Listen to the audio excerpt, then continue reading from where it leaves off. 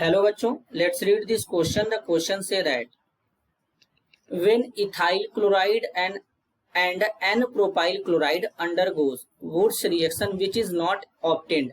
अब बच्चों कहने का मतलब है क्वेश्चन की ये इथाइल क्लोराइड लेंगे और एन प्रोपाइल क्लोराइड लेंगे।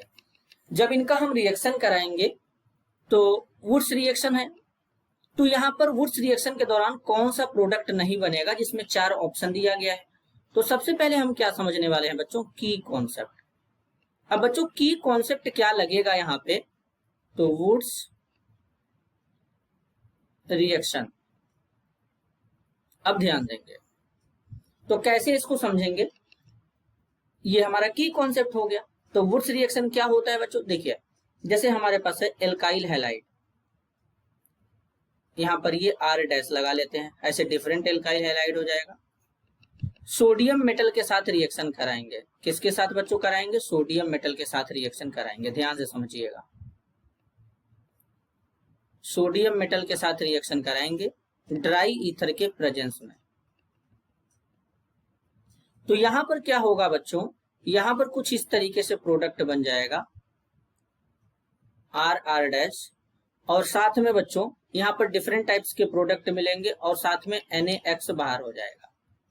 तो एक ये हो सकता है बच्चों, कौन कौन सा प्रोडक्ट मिल सकता है, ये हो सकता है कि RR प्रोडक्ट मिले,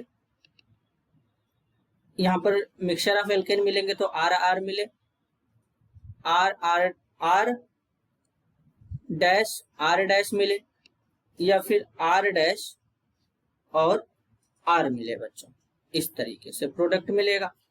अब ये कैसे पॉसिबल है, अगर हम रेडिकल मैकेनिज्म से समझें तो इस बॉन्ड को जब होमोलिटिकली ब्रेक करेंगे तो एक रेडिकल यहाँ पे, होमोलिटिकली ब्रेक करेंगे तो एक रेडिकल यहाँ से, तो रेडिकल को रेडिकल से जोड़ना है बच्चों। अब यहाँ पे इथाइल क्लोराइड लिया गया, चलिए लेते हैं CH3 CH2Cl। दूसरा क्या लिया गया है, N प्रोपाइल क्लोराइड, तो मतलब एक कार्बन और बढ़ाना पड़ेगा, CH3 CH2 CH2Cl propyl chloride. यहां पर सोडियम मेटल ले लेंगे और साथ में ड्राई ईथर, तो 2NaCl तो बाहर हो जाएगा। जब रेडिकल जनरेट करेंगे तो यहां से इस बॉन्ड को होमोलिटिकली ब्रेक करेंगे, एक रेडिकल यहां एक रेडिकल यहां। तो कैसा कर सकते हैं, R को R के साथ जोड़ सकते हैं, तो मतलब CH3 CH2 को खुद CH3 CH2 के साथ जोड़ सकते हैं। तो यहाँ पे क्या मिल सकता है बच्चों, CH3 CH2 CH2 CH3, क्या मिलेगा बच्चों, N ब्यूटेन, 4 कार्बन है तो क्या हो जाएगा, N ब्यूटेन।